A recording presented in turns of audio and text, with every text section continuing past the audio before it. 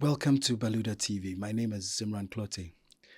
And my guest today, he's more than a rapper. He's a musician, he's a father, he's an environmentalist, he's a cultural ambassador, he's an Ochame. Viewers, I'd like him to mention his name. He's here with us. I'd like him to mention his name directly. And we have a very interesting topic to discuss today. Diet means so much. And my guest today is going to share some maybe we should call them secrets. He's actually going to open some doors or some secrets on what our diet really can do when it comes to certain very, very important things in social life or in marriages. I'm sure your guess may be as good as mine. So you're welcome, my brother. Charlie, good to see you. Same.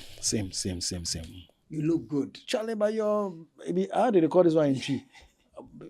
Is it a bicep in English? Let's just say muscles. Muscles, no. Yeah, no, muscles. So. Hey. Charlie, I don't see them. No, but when I see you slim, macho way they walk. Hey, up and coming, small. Which one with the big dumbbells? Which gym you they visit? No, they do calisthenics. Oh, okay. Yeah, so I'm home. I'm working using out your chairs and things. Yes, using chairs, picking up my woman, bench pressing my children. Yeah, straight away. Let's just delve straight into the issue we want to talk about. You start talking about your woman and exercise and all that.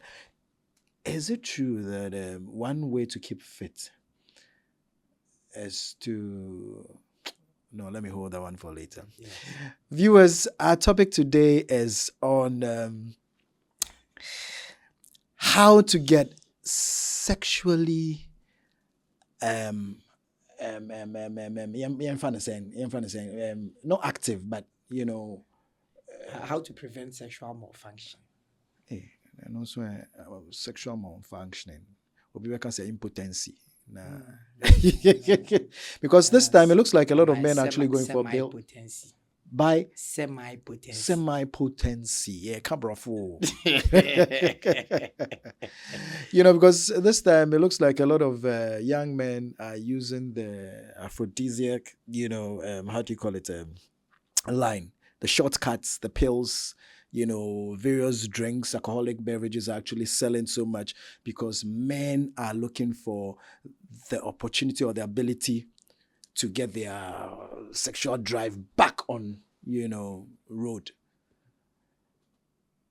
Is the pill or any other, maybe the alcoholic drinks, a good alternative? Or which other alternatives can we explore in a healthy manner as a health activist? I didn't tell you the health side of him. Oh, man, but you spare me along the line.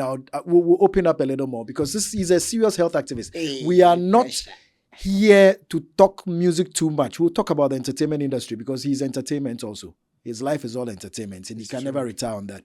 But we are talking health here. So for me, when I'm talking about health, because I'm not a doctor, I usually tell people that my sample space is one. Mm-hmm. My own experience. Okay. And the meta-analysis of data. Clinical observation from professionals and authorities in the health field. Okay. So according to how I have experienced, so like a lot of people are on pills to try to boost their sexual energy. The question is why? Is it that the women are looking for it? Or is it that they feel so inadequate that they need to get an external stimuli to awaken something that already lives in them? Is it stress? Is it metabolic stress? What is the cause of a lot of people trying to take artificial medicines and even sometimes natural herbs and other things to boost? To arouse to boost their sexual I think social media is creating a contributing to it. It is increasing expectation and people are getting all sorts of artificial reasons for why a man should last in bed for 1 hour and things like that. When you ask a woman to to prostrate in a certain way where she can gyrate for 30 minutes. They can't do it, but they are asking men to do that for 1 hour. So sensible nonsense. Exactly, but it comes back to your body's function. Mm-hmm. Everything that increases sexual potency, and I say everything, in a natural way, prevents cardiovascular diseases, and it's great for mental health. So if you are taking medicine, artificial one, so that you'll be able to have sex for a long time, what is it that you are doing? Are you delaying enzymes? Are you lowering your nerves? Are you reducing the activation of the energy in your organ and how it affects your brain? Are you creating a brain body barrier so that you are, and then based on what it is that you are doing? So if you are trying to create a brain body barrier, then you get drunk, and you are so drunk that you can't feel the thing. Therefore, you are doing it for 1 hour and you came late. Therefore, she is satisfied. Sometimes too, they take medication that will sort of antidepressants that sort of softens the nerves, and as the nerves are softened, then it will take you a long time for you to have an ejaculation. Okay. But I think that the best way to have sexual potency is to take good care of your health. And which way? And that way is building muscle. That way is having a great sleep, getting your 7 to 8 hours sleep every day, managing your stress levels, and becoming mindful of your environment, and eating a plant-based diet. Eating a plant-based diet. A plant-based diet. Okay. Why do I say plant-based diet? Because just as we all know, animal-based foods that are high in trans fats, high in fats, has the propensity to increase, to block arteries and cause LDL, which is the bad cholesterol, and cause the oil in your veins to increase to the point where your veins are not dilating. They are not dilating properly. Therefore, blood cannot flow. Blood that is not flowing well to the chest is causing cardiovascular diseases. Blood not flowing well to the brain is causing strokes.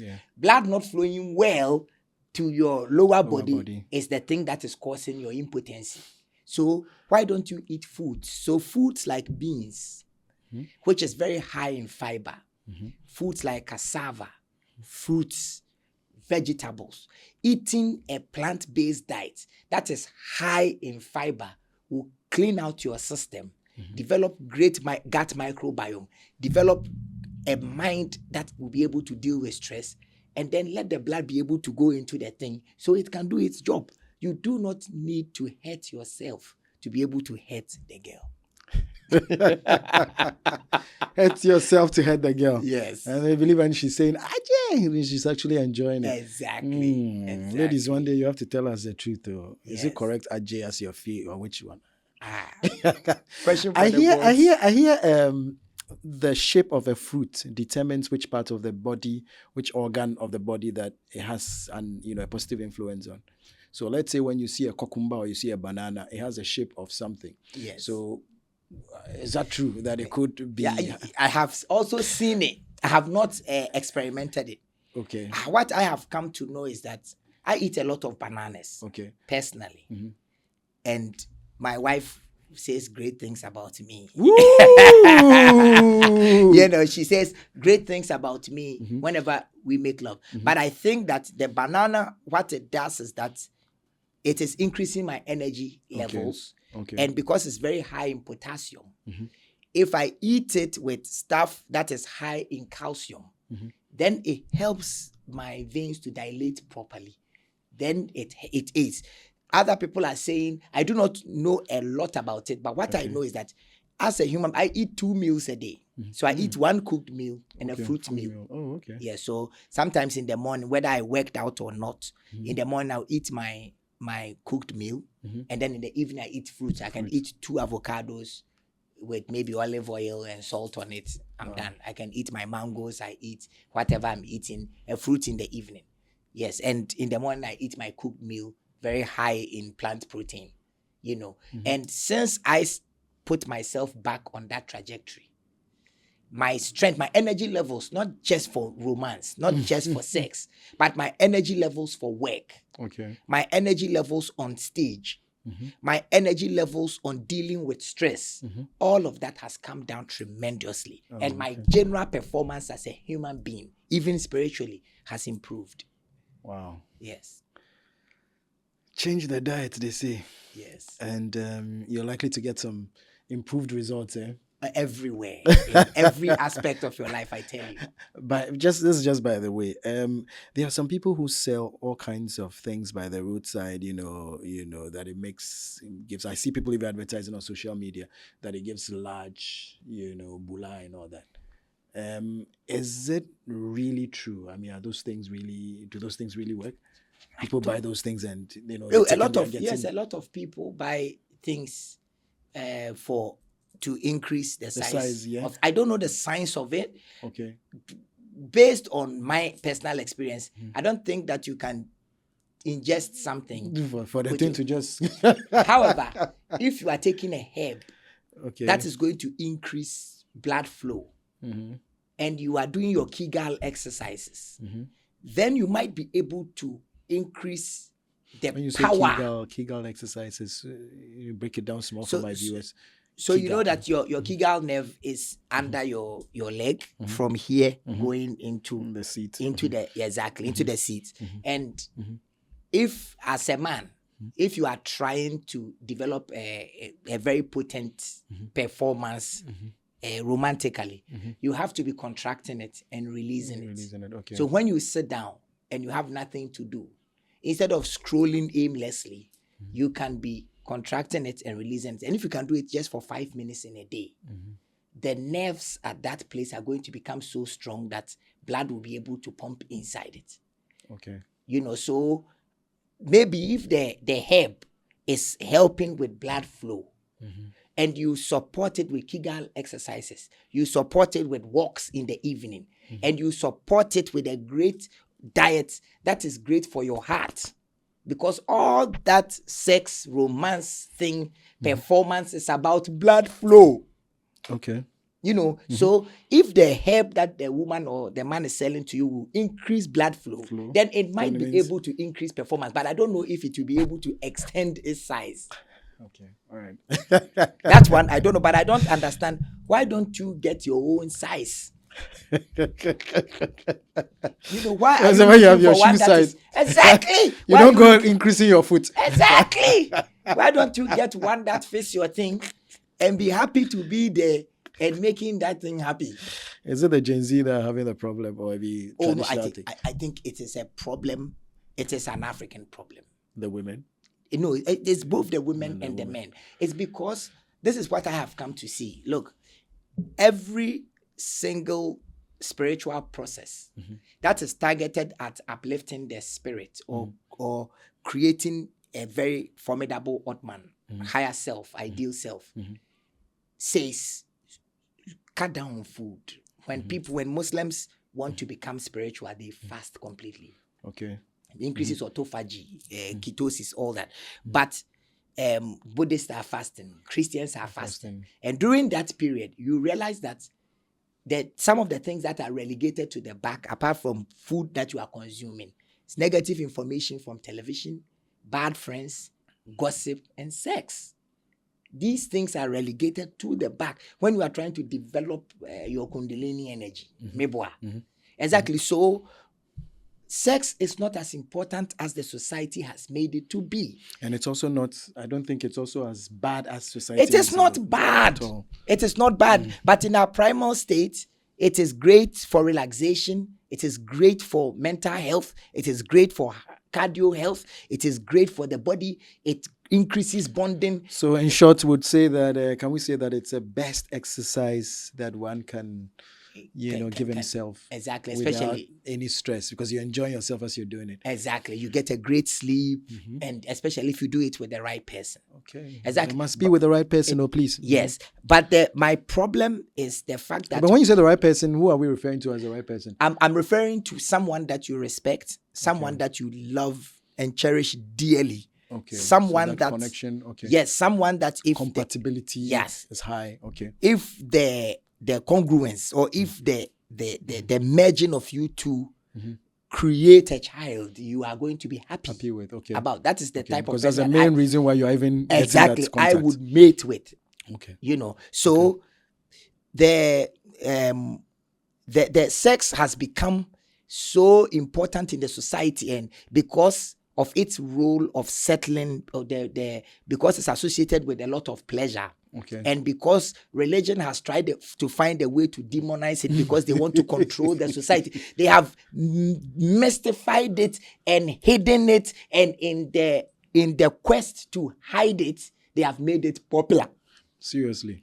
So people who are seeking to dodge their suffering, people who are seeking to use pleasure to cover whatever dukkha they are going through, whatever problems they are going through, they are seeking to mate consistently with women so that in that state they would forget their suffering. You know, so even though it is an amazing thing, the way we have curated information about it, the way we have made it in the society, we've turned the thing upside down, and now it has become a problem on us. This is Baluda TV. Kindly subscribe, share your views, your comments will help us grow. Like and follow. The health activist, the nutrition. I was trying to get a way of describing you as a plant-based diet, health activist, right? Wow. Does it make sense? It does.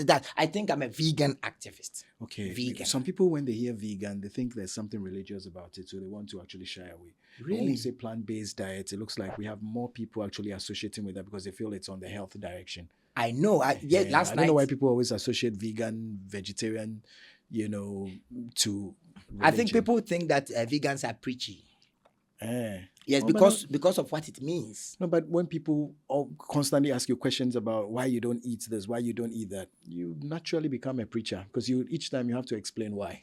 I know. And also, for example, for someone like me, I've come to understand that the animals that we used to eat are victims. Okay. And the same way the abolitionists tried their best to abolish slavery, that's the same thing that vegan advocates like myself are doing. Okay. So as an African, I see the correlation between animal suffering and animal farming the same way the Europeans farmed Africans. Okay. When they took our children and forced our mothers to breastfeed their children, the same way we take the children of cows and take their milk and give it to ourselves.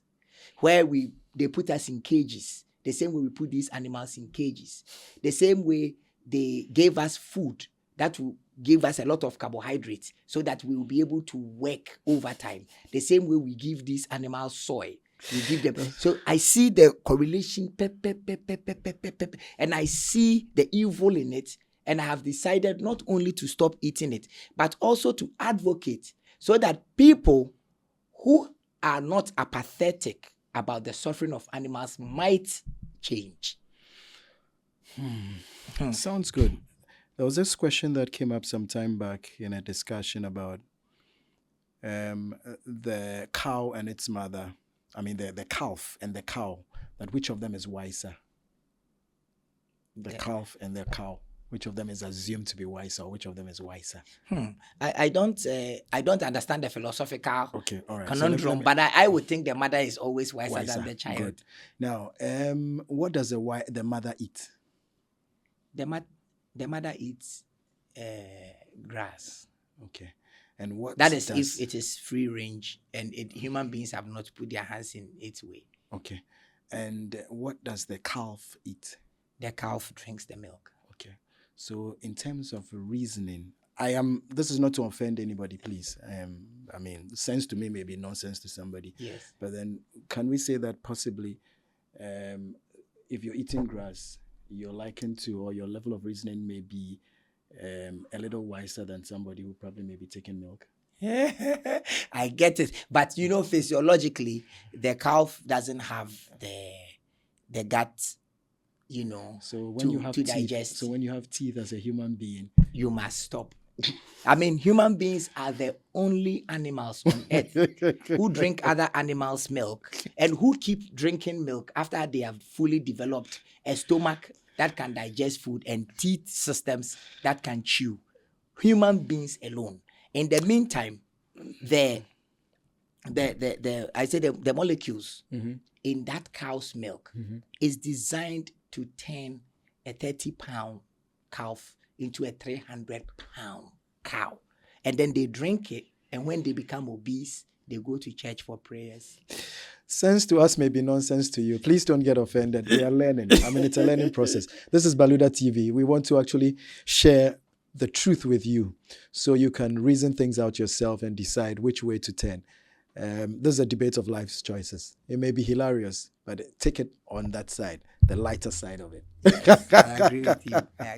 All right. So you're into climate change, Yes, environmental please. issues. What do you think of the Galamsey issues? I think that it Ghana is and really Galamsey. sad. I have spoken at international conferences around the world Okay. as a climate change advocate, Okay. and it is demeaning to be a Ghanaian that is trying to spread love in the world and coming from a place where we do this to the land. So sad. Yes, but I think that the underpinning philosophies that are driving This. Okay. is the monetization of the African mind. Let me just come back to Ghana. The Monetization. of the Kashito. mind. Yes, of the mind. About 4 years ago, I did some work with Solidaridad and the World Bank. Okay. And so we are in Jomoro. And then we went to, so the project was called DGM, where we shared $55 million to 55 communities in parts of Grand Hafo and Western region. Okay. And when we went to Jomoro, after speaking to the young people, 2 of them connected me and said, Ochame, if we didn't like your music today, we would have beaten you. Why? I asked why. Why? He said, because, see, I do my galamsey on my father's cocoa farm. My father had been farming that cocoa for the past 70 years. He couldn't even take my senior brother to school. My senior brother had to walk from Liberia through Libya with the aim, through Morocco, with the aim of going to Spain to go and die in that river when my father was farming that land. But since I took over the land and I'm doing galamsey, that's my Toyota Corolla there. That's my wife. I've been able to put my sisters through education. How do you defend yourself from that? So, and the thing that breaks these young people's hearts is that if your father's cocoa has gold beneath it, then you take off your cocoa according to our constitution and the gold belongs to the land. And so these young people are in the small towns or villages, and a government official from Accra sends a document to a Karachi. He comes to say, based on this paper, I am to mine here on your father's cocoa. And they cut down big timber trees. Bringing paper from Accra. Yes. And they tie these big trees, logs, to big articulators and drag them through your father's cocoa farm. They are not only taking over the farm, they have destroyed the cocoa. They are going to make money from it. They won't put any money in the community. And then you people are there walking from Libya to Morocco, dying in the river. What happens is that the young people will also take part in it and then begin to gather and sell galamsey. So the conversation is so nuanced. I have been to a lot of galamsey sites. I've done a song about it. The conversation is so nuanced, but I think that the underlying philosophy of this whole thing is one, colonialism. Where the colonial masters came and uprooted the indigenous knowledge that our foremothers used to govern our forest reserves through spirituality and animism, where every single thing from the river, the trees, the big animals, the ox, where all of them were considered to have spirits, they were divine, and therefore they were respected. So they uprooted that and replaced it with Christianity and Islam. Then religion took over. And then religion took over. and then began to see those divine rivers as natural resources that were to be farmed, that were to be cut, that were to be mined and sent the resources to England. And then they uprooted these indigenous philosophies that govern the lands and then replaced it with local government legal systems that, without consulting the people, policies and protecting their agenda. Exactly. So they deleted the IK, which is the indigenous knowledge, and now created a barrier between the environment and the people, and the symbiotic relationship that we get this from the river and we give this back to the river. We protect it. It's our source of life. So the conversation is so nuanced. However, in modern times, because the damage has been done already, I think that the government has a responsibility to use strong laws, strong arms, and the media to demonetize the minds of the people through dialogue, through action, through policies, through selflessness. Otherwise, we'll be having this conversation and we'll be sounding like a broken record, repeating ourselves over and over again. So, someone said the world in its state now could move into a more peaceful state if we moved the entire diet. Is that true? Said the world could shift from crisis to peace if we could find ourselves shifting our diet entirely. I agree 3,000%. Because please speak. Relating it to the environment also. Yes, please speak, because the average American diet or the standard, diet, you need 2 football fields to feed 1 person a year. But if the whole world went vegan or became plant-based, you need 2 football fields to feed 14 people. So if the whole world becomes plant-based, what is going to happen is that 5 billion football fields worth of land could be returned to the forest. So this is at the environmental level. Now let us talk of compassion. The word is pathos, feeling. Either you are sympathetic or apathetic. If you begin to raise children and tell the children that you cannot kill something that has 2 eyes, 1 nose, 1 mouth, 1 heart, lungs, kidney, gut microbiome, legs, just like you think, soul, blood, feels, you cannot kill it for protein, because the amino acids that you need to survive, you can find it in beans, soy, legumes, broccoli. Once we raise children to become empathetic like that, it becomes very difficult for them to insult other children. It becomes very difficult for them to hurt other children. It becomes very difficult because if you cannot eat an animal because it has been brutally murdered, killed for your protein, then how are you going to hurt your birthday? Exactly. How are you going to hurt a human being? So I agree. Christmas.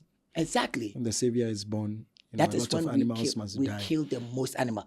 And so I agree. My son is vegetarian. I've watching his behavior. Since he became vegetarian, I see that he has become a bit more kinder. He has become more understanding. My son is neurodivergent when it comes to learning. Even his mind is become a bit more subtle, and he understands a bit more, even though he's ADHD. So I can see that if we raised our children to have compassion, to have fellow feeling for regular animals, how would they grow up to hate their wives? Yeah. And another reason that I agree with that statement so much is that the karma of these animals, let's even forget spirituality. Let's talk science. Once an animal knows it is about to die, it cries within. It is angry. It is afraid. And the stress hormone that is called cortisol is poured in the negative cortisol is poured in the flesh.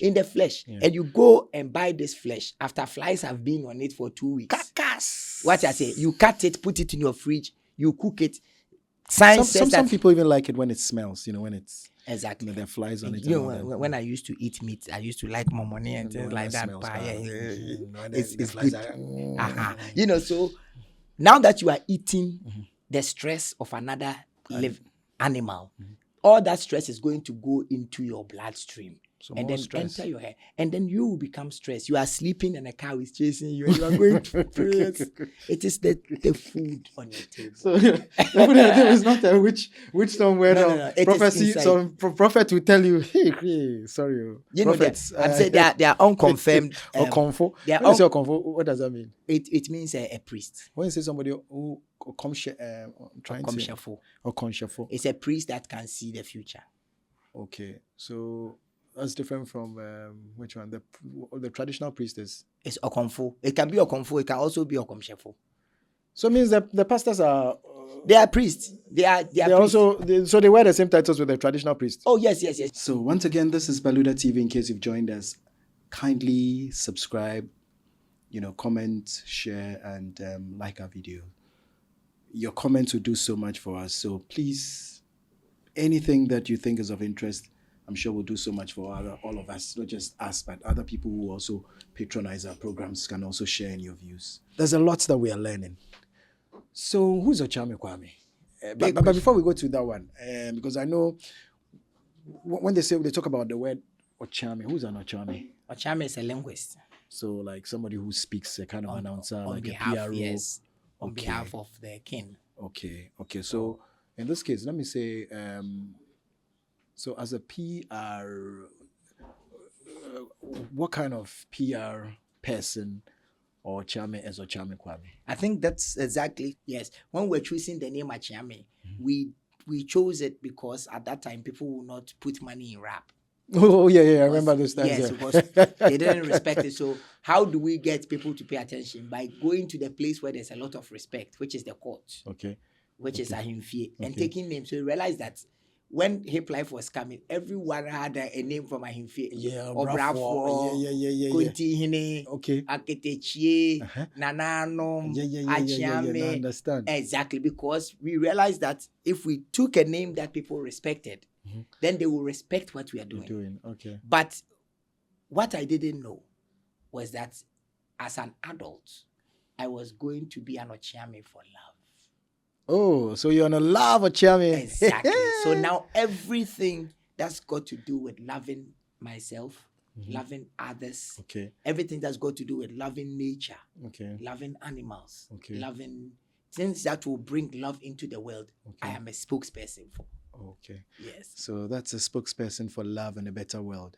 Yes. Ochame Kwame. Yes. All right. So I think I wanted to ask a question about the traditional priest, the difference between the traditional priest, based on the name. When you say somebody prophesies, I mean a prophet. How do you call a prophet? Okomshefo. Okomshefo. Okay, and then we have Okomfo as the priest. So the difference between the two. Yes, so one. Are they not the same? They all prophesy. They all because pastors. Prophesy. I know people go to church. Shem come. Exactly. Yes. So our people have been doing that a long time ago. Already. So the traditional priest was doing it. Yes. So it's like a continuation. Oh yes. But they are just wearing a coat. Yeah. So that just another one is Eurocentric. This one is Pan-African. Pan-African. Into the name Jesus. Exactly. This one is Pan-African, but I think is the very exact thing. They are both mediums to God. Okay. They both go through a process. They both all have sacramentals. They all have sacrifices that they make. Okay. They all organize the people. They all try to bring love into the world. And especially the one that I can speak to is the indigenous one that we had before colonialism. They say that one is fetish. It is Jimmy. We are the ones who are foolish for someone to come into our town and give negating names to our royalty and priests, and we perceive them as such. When most of us have read the letter of Leopold that he had given to the missionaries to come and mess up our brains. He said that teach the niggers to read and not to reason, and it seems the plan has worked. Charlie. Yes. Take away their gods and all that. Exactly. And that's war fetish that they seem not to want to abandon. Yeah. When they come to your house, don't give them a chair and forget about their adults because they will make murderers of you. Go for their children and let them know that you are their spiritual fathers, for they will listen to their spiritual fathers than their biological fathers. So this is how they got us. Because Africans believe in spirituality so much. Yes. Okay. It's a lot to learn. Oh. Okay, so we've been talking about home or family life, how to keep relationship healthy and all that.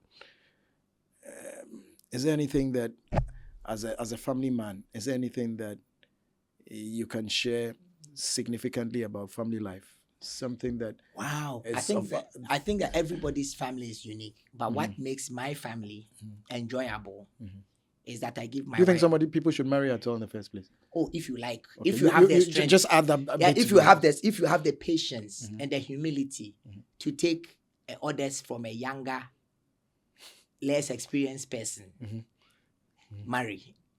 Yes, you know what a philosopher said. I think it's Plato or Socrates. He says, "Young man, marry.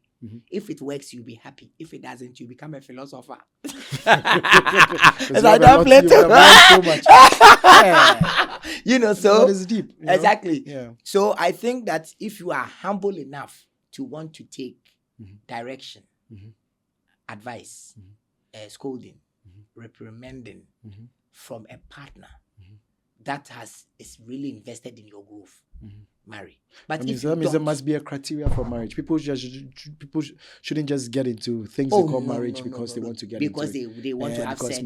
I think they want to have sex. It looks like that's the main thing. Or because they want to have holy sex. They want to have sex without the church worrying them. Or they want to have children, because you can do all that without marriage. And I tell you that more men in marriages masturbate than people who are not married. But okay, you go on. I was going to say something. Yeah, I think I'm done. So I think that the thing that has made my marriage enjoyable is that there are no rules and there are no rules.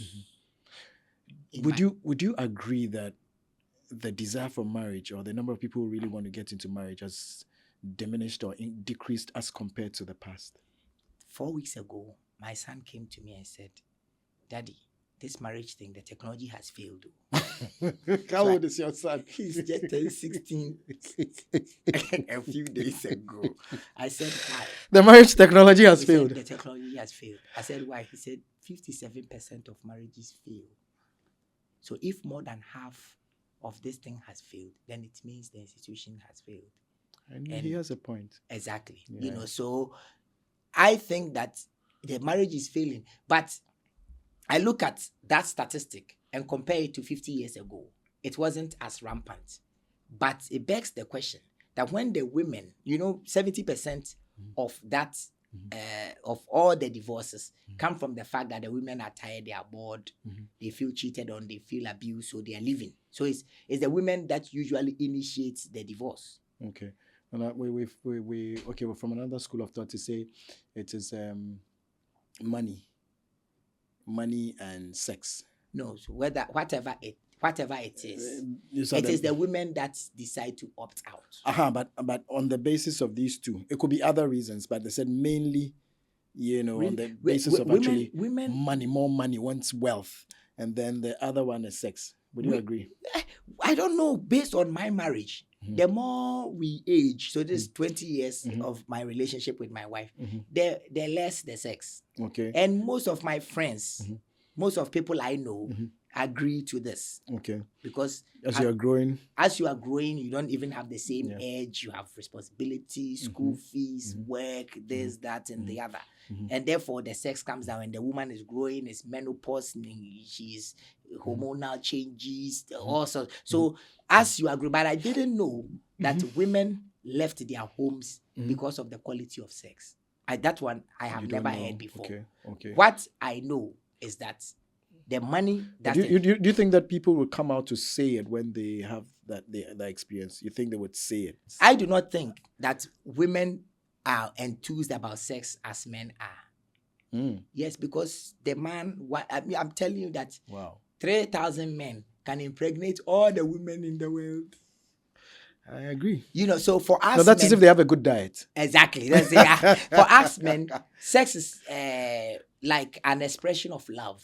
Okay. For the woman, sex is an expression of gratitude. So my husband has done well. Okay, let me give him one. And then the next day you go, she says, hey, and then so bill. You know, so based on my personal experience, I don't think that if you are trying to have a lot of sex, marriage is the right thing to do. No. Okay, so it means the sex is not really for women. No. And I someone love that one so much, God, they'll even cheat, get some boyfriend somewhere and go and enjoy that one and keep their husband and then be doing it there because he gets that sexual pleasure in another man somewhere else. But then she's already, locked up to this other one by name and, everything. So yeah, I agree. She wants to secretly take that enjoyment from elsewhere. I agree, but it is not as rampant as the men. I'm not saying men cheat more than women. I'm saying that all of us cheat because it's in our nature. We are mammals. Yeah. However, the society has demonized sex for the woman. You see, if a married woman thinks, even gets a crush on another man and tells the husband, she's getting a slap. In the meantime, you say, the husband can marry 4, and the society say, yeah, what a big man. Yeah. So the society has sort of already controlled the woman already. And I don't know if it is psychological. I don't know if it is biological. A woman is not as interested in sex as a man is, even though they are outliers. We really have to go into this one seriously sometime. Is it right to get into polygamy? Which is better, polygamy or monogamy? But you have one and you're saying, yeah. I think that 99% of all mammals have extra sexual affairs. Okay. Or 99%. Mammals. So if you don't have one, please get an extra. Ladies, excuse me, sorry. However, so I think that at the body level, at the physical, emotional level, it's all right. However, at the spiritual level, so when I say spirit, what I mean is the unseen ritual that you do all the time in your relations with others. So spiritual is the unseen energy and that you do. Energy. So if I am going to date, I'm married to Anika, and I'm going to have sex with Ajua, and Anika's heart will be broken. And I've promised Anika I love her, and I will promote her, and I will provide for her. Then I'm intentionally breaking her heart. Then that physical 2 minutes action is not a spiritual action. So it is neither monogamy is good or polygamy is good. I think the debate is, where are you on your spiritual journey? When you take it on the spiritual level, it takes us a bit into religion, and then people will start asking, this man sitting there in that orange and that man in that red suit, which religions do they belong to? Because then a lot of people judge spiritual things based on religion. It's true. I believe that maybe sense to me, maybe nonsense to others, but let's look at it this way. I believe that any woman who really loves her husband must be willing to share her husband with another woman. Hey! Kasongo, That's a sensible nonsense. Yes. Really? Yeah, to make the man happy. Yeah. Wow. Yeah. Okay. To save a lot of problems. All right, let's turn the tables. Any man that really loves his woman must be willing to share his wife with another man. No. Let me explain. Let me explain why it doesn't work that way. You see, God brought us into this world in 2 forms. There's one category that comes with a tail in between its legs, and there's another one that comes with a hole. There are 2 different ones. It means that they have 2, they all have separate missions or separate responsibilities on this earth. Now, like you said earlier, a man or one man could even have, impregnate a number of women at the same time. But if a woman has sex even with 20 or 100 men and she's pregnant, naturally, we all know that biologically it belongs to who? One more. So it means that by nature, we've already been defined, as to which particular gender must be polygamous and which other one must just follow. I think it's just a social... please forgive me, my words are not supposed to be harsh on women. Please. No. I love women and I want them to be happy all the time. But I think, spare me, this reality is reality. My brother, I think that it is a psychosocial construct. Because I have paid attention to polygamy a lot by observing bonobos. Yes, monkeys. And I see that the alpha male that has all the girls. Has all the girls. That alpha male, whenever some of the younger monkeys want to mate, they must go 200 meters out of his earshot. Because if he finds out that one of the young people have gone to sleep with one another, he will be angry and he will beat them. So it comes back to the question of why do we get jealous when our partners have sexual relations with others? Other people. Men get jealous, females get jealous. Therefore, it's either we all do it or we all don't. I think by our nature or by our composition still, I stand by that argument that one of us has a tail and one has a hole. Our responsibilities differ. It's like we live in this society. Police people have guns. Civilians don't. So the police people can shoot everybody. I disagree with you so much. I think that my problem with polygamy is that only men can engage. That is wrong. If we are going to be polygamous, let us allow the willing women to become happy participants. Then women will stop because if you you know what? This debate is a sensible nonsense one that can go on and will not end now. But I am, by popular request, I mean, don't you guys agree? I would want us to have an exclusive on this particular one with Achame Kwame. I am calling for this one. So please, viewers, give me some endorsement. Let's have him come again and let's talk about the sensible nonsense of polygamy. Really, really. It looks like we need to address these things so Charlie, our society will really understand the fact of, this particular challenge that humans face. It's not a human thing alone, like you said. It cuts across all mammals. There are types of dolphins that just mate. There are types of eagles that just mate one partner to the other. Okay. And very few animals like they just mate with one partner for life. I think a certain group of wolves, they mate with one partner. But the big, almost all animals, like the dogs, and it is not restricted to the boys. The girls can also enjoy. If my wife decided to have another man, you would have agreed? No, I'll be broken. You'll be broken? Yeah, you'll be broken. And in that same vein, you feel I will not have another woman so she will not be broken. My wife. Period. But I think there are too many women. That's why I said this debate. That is also Achame, no, hold on this debate. You keep taking us back there. Because I'm about to release some explosive one, but viewers, catch us on the next, it won't be the next video, but very, very soon in the future. But we'll definitely have a round 2 of this one. Yeah. On polygamy. Polygamy. Seriously. Yes. Because I really wanted to say something to buttress what you're saying, but I know it will open up some other doors and we'll keep going. So we'll just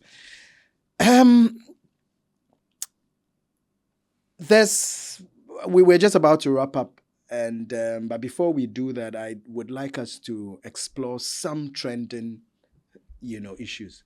Burkina Faso has been trending for some time now. Everybody seems to be saying we have a new African leader, Traoré, President Traoré, we salute him. He's doing a good job. As a Pan-Africanist, as an environmentalist, as a musician, what is your take on Ibrahim Traoré? Is he doing everything right, or is there anything that you like so much about his doing? Is there anything notable that we could share? Because then the good gist there, we hear all the time, everybody's saying good. But could there be anything that we could actually, pinpoint to help him to stay on course? I think that he's on the right path. Okay. I just don't like the fact that he came with a gun. Okay. But just like J.J. Rawlings, he can amend it. At the right time, he can organize a democratic election and let the people vote for him. So that at the moment, the people are the ones who are keeping him there. He was leaving, but exactly. So that insisted the next 8 years, he'll be able to do what he's doing without Europeans trying to shoot him down like a dog. So that is what I wish for him. Okay. But in terms of the Pan-African values that he's expounding, ditching colonial policies and all that. Exactly. And keeping his gold, building his gold reserves and giving back, building hospitals, schools, to society. And you know how I feel about religion. I think it's the opium of the masses, you know, so like Marx, you know, so just not allowing people to come and build mosques in his country whilst they don't have hospitals, you know. So I think that he's doing amazing. He has become the flag bearer for Pan-African leaders in Africa. And I know that I've seen videos of some African leaders meetings at AU criticizing him. I've seen our own past president snitching on him. I've seen things, but I think that people are jealous of what he's doing. I also think that we are also afraid that what he's doing will snowball into that period where every part of Africa had a coup d'etat. You know, so I do not want a coup d'etat in Ghana, but I'm happy that he has done his coup d'etat in Burkina Faso. And on my new album, I have a song for. I call him the Nkrumah, the Gaddafi, the Patrice Lumumba, the Sankara in a red beret. And so I'm saying that Nkrumah is back. They call him Traoré. Sankara is back, and his name is Traoré. Yes. So watch out for a song for Traoré on my new album. I love Traoré. I love Traoré. But for me, I think that the only group of people that multi-partisan politics has benefited are the people in the political class. I don't think that it has done any good in any part of Africa. Zero. It has done zero good. With you know, democracy. So I do not say it. I say it with a pinch of salt. And I like what he's doing.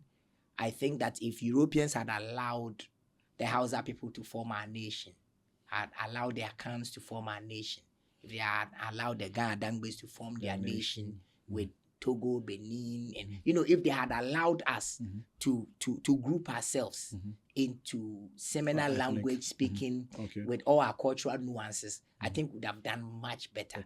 They have confused us. They set up artificial borders amongst us. And I want to, at one point, I will travel to every African country without a visa. Because I think that it is utter stupidity that in 2025, if I'm going to Kenya, and now Kenyan president is wise, if I'm going to Morocco, or even Benin. Exactly. I must get a visa. It does not make sense. The borders do not make sense. We need to encourage free trade. And I also like the fact that he's Pan-African and he's still nationalistic. I see that he is cleaning his dishes first before he begins to look outside. However, what I'm afraid of is that if he's getting financial and military support from Russia, will the Russians bring their style of leadership? What percentage of control is he going to give Russia? And how will that affect the people positively or negatively? That one we leave to the future. Okay. I may not be in the position to comment on it, but from the little that I know, I would say that statistics have shown that they are not as demanding as the West. And history, you know, all those things actually show that they have actually helped a lot of oppressed so-called, third world nations, you know, to stand up against the West. You know, so in terms of influences, I don't think that is how I am seeing it personally. You know, I don't think that the influences on them will be that adverse as compared to the Western. I think I'm inclined to agree with you. Yeah, but let's leave it to the future. Oh, that's what I'm saying. That everybody, no, I mean, they all have their interests. So whichever country it is, he may have an interest. He's giving you some support. No free lunch anywhere. It's true. So something I'm sure, but for comparing the two with their history, I think we just have to take, or he's taking a better option. He's taking a better option. And it looks like his affiliation on that side seems to be keeping France away. And that's ultimately what they want. Another thing that he's done that I do not like, which I'm going to tell him personally, is that he stopped the lawyers from wearing the wig. Yes, they don't wear the wigs anymore. Exactly, in Burkina because Faso. that wearing of the wig is an African thing. Oh, but most people know it as a colonial thing. Exactly, so they copied and then we copied it from them. So it's like we copied the copy. So So if that's to say, like they stole, they they took the it idea from Africans, Africa. yes, from Kemet. Okay. From Okay. the people of the Bent, the Bent people. And so they took the idea from us and then they gave it to us again, like they do with everything, with religion, with philosophy, science, math, everything. They gave it to us again. And then he has, out of disdain for the West, cancelled it. But I think that he should have dug a little deeper to realize that it is ours. And we must rather force them to give it up and not cancel it, because it represents a philosophy called the thinker to thinker approach. It is what thinkers were when they are thinking. Yeah. And it is ours implicitly. Therefore, if someone comes to steal my dog and I get my dog back, I don't kill it, I pamper it. I get that. Yes. You don't kill the dog. Yes. Maybe he's found another way to use it, but maybe not in the way they do it. Maybe using a different material, something else to replace that. I don't know how the replacement has been, but I know there has been some change in that traditional or colonial wig, that's not the wig setting of the judiciary or something. I hope I put it right. Okay, so we'll be wrapping up. Any advice? No advice. No, I hear you don't give advice. I don't give advice. I don't understand. Because every human being who doesn't fall down when he walks has enough sense to navigate this world, to become successful in marriage, to become successful in business, to become successful in his relations to nature. There are two voices in everybody's head. There's the ideal voice and the voice of evil, or the voice of God. Mm-hmm. If you are tuning and you are listening to the voice of God, every advice I give you right now will be subpar.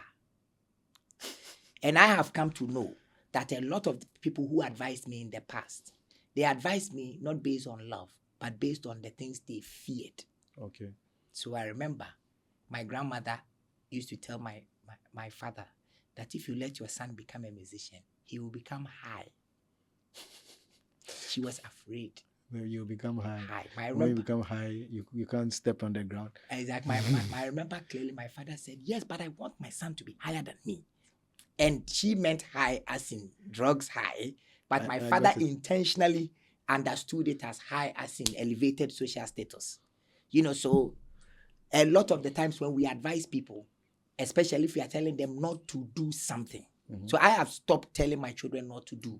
Don't do. No. I just give them the option, do. I don't tell them, don't do here, don't pass here. No. I just tell them, do this. Have you tried that? Let's also consider this. So I have made it my problem not to advise people, because people are wise. It's the only challenge is that beneath that wisdom is a heap of philosophies and false ideologies that has disconnected us from who we are. So find yourself. So what are some of the things that, notably, anything that you can proudly speak about, anything that you're proud of? Maybe I'll take those ones as your last words, since you didn't want to give us any advice. I'm proud of the fact that I became a musician. Okay. Against all odds. I'm proud of the fact that I married my wife. Yes, the best decision I've ever made in my life was marrying my wife. I'm proud of the fact that I didn't abort any of my children. That's a serious one. I would have gone into that one, but I'm wrapping up. I'm so proud. I'm also proud of the fact that I gave up religion.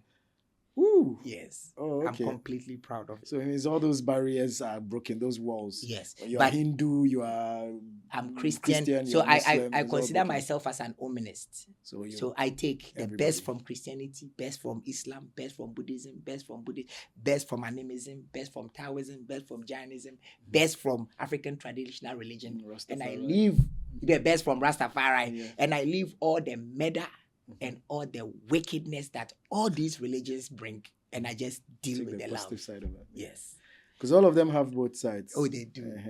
They do. It looks like we look at it from where we are affiliated, or where we're born, or where we're influenced into, and we don't want to see or listen to any other. Everything else is something else.